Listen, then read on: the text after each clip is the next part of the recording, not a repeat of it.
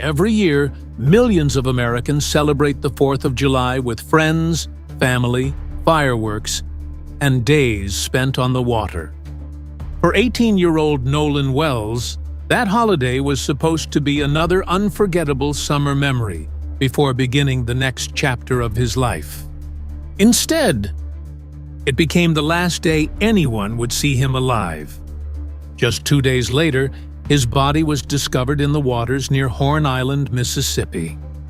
At first, authorities said there were no obvious signs of foul play. But almost immediately, questions began to surface. Questions about the timeline. Questions about the people who were with Nolan that day. Questions about his phone, his keys, and the conflicting accounts of his final hours. Since our last report, the investigation has continued to evolve. The family has made emotional public appeals. The reward for information has grown to $100,000. New public statements have fueled even more debate about what really happened that holiday weekend. Today, we're putting everything together. From the beginning to the latest verified developments. Whether this is the first time you've heard Nolan Wells' name, or you've been following this case from the very start, this episode will walk you through everything investigators, the family, and the public know so far. If you appreciate carefully researched true crime documentaries built on verified information, not rumors or speculation, consider subscribing to True Crime Sessions, because every case deserves to be examined with facts, context, and patience. I'm Alex. Daniel, take us back to where this story began.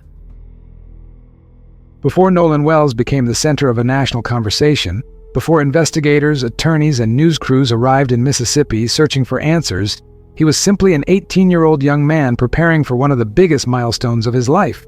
Those who knew him remember someone who loved sports, valued his friendships, and was excited about what the future had in store. Football wasn't just a hobby. It had become a path toward the next chapter of his life, one he had worked years to achieve through discipline, determination, and countless hours of training. To his family, though, Nolan was much more than an athlete.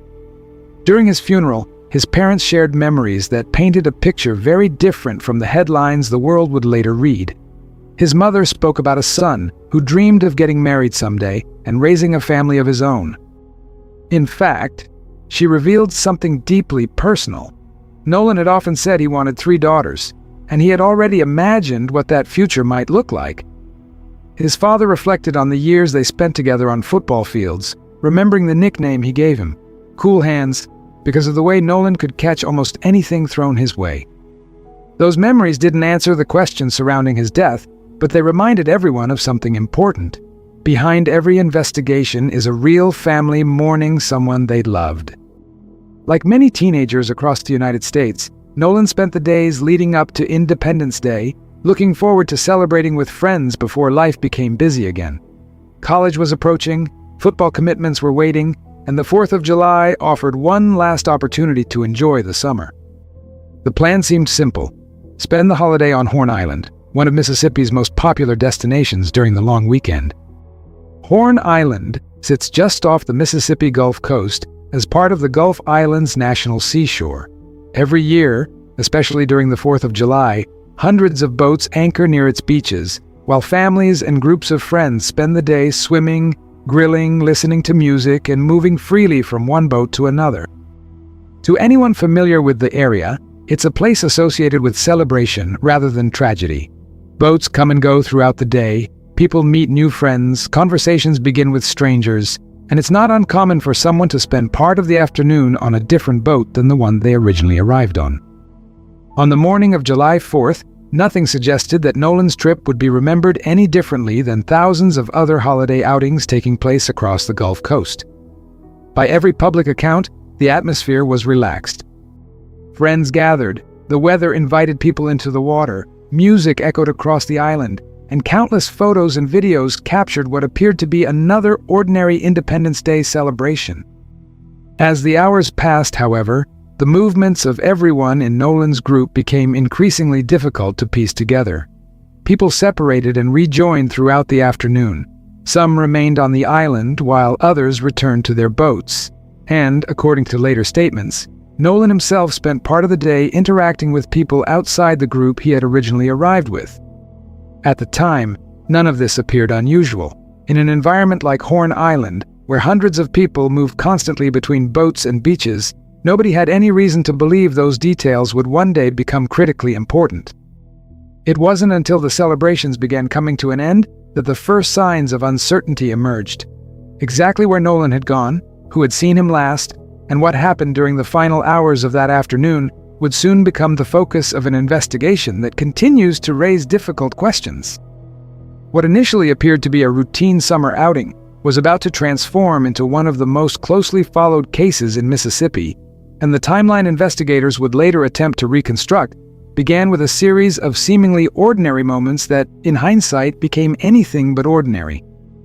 In the next part, we'll follow that timeline step by step, examining Nolan's final known movements, the accounts provided by the people who were with him that day, and the sequence of events that turned a holiday celebration into a mystery that remains unresolved today. For most of the people who woke up on the morning of July 4th, 2026, it was just another Independence Day. Across Mississippi's Gulf Coast, families packed coolers, friends loaded boats, and thousands of people made their way toward the water, looking forward to a long day of sunshine, music, and celebration. Nolan Wells was no different. Like countless other teenagers enjoying one of the biggest holidays of the year, he was simply looking forward to spending time with friends before life shifted back toward football, college, and the responsibilities that were waiting just around the corner. Their destination was Horn Island, a narrow stretch of sand located about 12 miles off the Mississippi coastline. Part of the Gulf Island's national seashore, the island has become a tradition for many locals during holiday weekends. By late morning, the quiet beaches are replaced by rows of anchored boats, music drifting across the water, and hundreds of people moving freely between vessels and the shoreline. It's the kind of place where complete strangers strike up conversations, where one group of friends quickly becomes 3 or 4, and where the entire afternoon unfolds without anyone paying much attention to the clock. That atmosphere is important to understand because, in the beginning, there was nothing about Nolan's day that appeared unusual. The people who traveled with him weren't heading into an isolated location or a dangerous environment. They were joining hundreds of others who had come to celebrate exactly the same holiday. Boats lined the shallow waters surrounding the island. People jumped into the Gulf to cool off from the summer heat, and as the hours passed, groups naturally mixed together. Someone might leave one boat to visit another, spend an hour talking with people they had just met, and then return later without anyone thinking twice about it. According to people familiar with Horn Island, that's simply how the island works during major holidays, and investigators would later hear that moving between boats was considered completely normal. Somewhere within that crowded celebration, Nolan spent time with friends, and according to later public accounts, also met and talked with other people on the island, including a young woman identified publicly as Katie. At first, this wasn't viewed as an important detail. 2 young people talking during a holiday gathering wasn't unusual, and nobody present had any reason to believe that investigators would eventually examine those interactions minute by minute. But what seemed ordinary that afternoon would later become one of the most closely discussed parts of the entire timeline.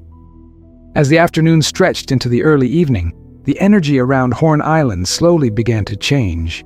The music that had echoed across the water all day started to fade beneath the sound of boat engines starting one after another. Families packed away food and beach gear, friends gathered their belongings, and captains began counting passengers before heading back toward the mainland. What had been a crowded floating community only a short time earlier was gradually breaking apart as everyone prepared to leave.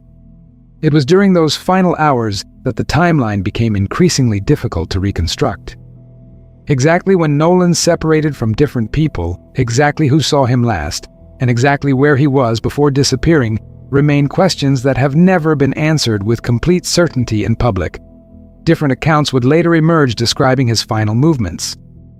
Some statements suggested he intended to return to the boat he had originally arrived on, while others indicated he planned to leave with different friends. Those differences may appear small at first glance, but for investigators trying to establish a precise sequence of events, even a gap of a few minutes can completely change the understanding of what happened. At the time, however, nobody knew they were witnessing Nolan's final known hours. As the boats continued leaving Horn Island, concern didn't immediately turn into panic.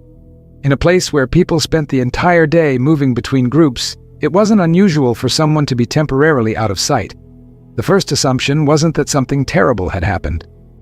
It was that Nolan would eventually show up, that he had simply stayed behind talking with someone else or accepted a ride back on another boat, something witnesses later described as a fairly common occurrence during busy holiday weekends. But as more time passed, those assumptions began to disappear. Calls were made. People started asking the same question. Has anyone seen Nolan? At first, there wasn't an answer. Then another detail surfaced that would quickly become one of the central questions in the investigation. Nolan's cell phone. According to later public statements made by the family and their legal team, Nolan's phone had reportedly remained with the group he originally traveled with instead of being found with him. On its own, that detail didn't explain what had happened, but it immediately drew attention because investigators would eventually need to determine exactly when Nolan no longer had access to the device and whether it could help establish his final movements. As the investigation progressed, the phone and questions surrounding its contents became one of the most discussed pieces of evidence in the case. Questions also began to surround other personal belongings, including Nolan's keys, adding even more uncertainty to an already confusing timeline. Each new detail seemed to create another question instead of providing an answer, making it increasingly difficult for investigators and Nolan's family to understand exactly what had happened during those missing hours. By that point, the holiday celebration was over. The search had begun. Local law enforcement agencies responded first, but it quickly became clear that finding Nolan would require a much larger effort. The United States Coast Guard joined the operation, while volunteers from organizations such as the United Cajun Navy searched both the surrounding waters and the shoreline, hoping against hope that he would still be found alive. For nearly 2 days, boats crisscrossed the Gulf, while search teams scanned every area they believed might provide answers. Then, on the morning of July 6th, the search came to a devastating end. At approximately 8:45 a.m., a National Park Service ranger located Nolan Wells' body in the water near the northwestern shoreline of Horn Island. The discovery brought an end to the search operation, but it marked the beginning of something much larger. Almost immediately, the focus shifted away from finding Nolan and toward understanding how an 18-year-old who had left home expecting to enjoy the 4th of July had ended up dead less than 48 hours later. What investigators now faced wasn't simply the task of determining a cause of death. They had to reconstruct an afternoon that had unfolded among hundreds of people, dozens of boats, and countless overlapping conversations. Somewhere inside that ordinary summer celebration lay the answers to Nolan Wells' final hours. But separating verified facts from incomplete memories would prove far more difficult than anyone initially expected. And as the investigation moved forward, the unanswered questions surrounding Nolan's last known movements would become only the beginning of a much larger controversy. When Nolan Wells was found on the morning of July 6th, many believed the hardest part of the case was over. His family would finally have him back, and investigators could begin determining exactly what had happened during those missing hours. Instead, the discovery marked the beginning of an entirely different chapter. Within hours, public attention shifted away from the search itself and toward the investigation.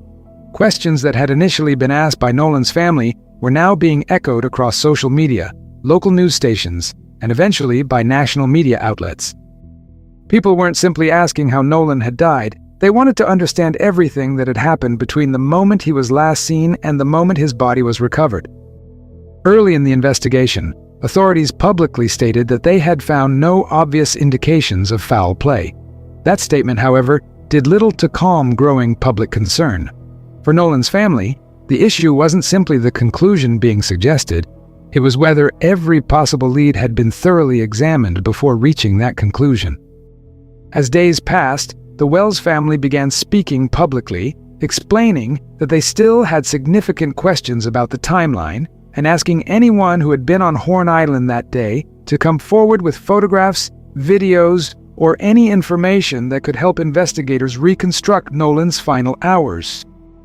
Attorney Ben Crump echoed those requests, saying that even a seemingly insignificant video or photograph could become an important piece of the larger puzzle.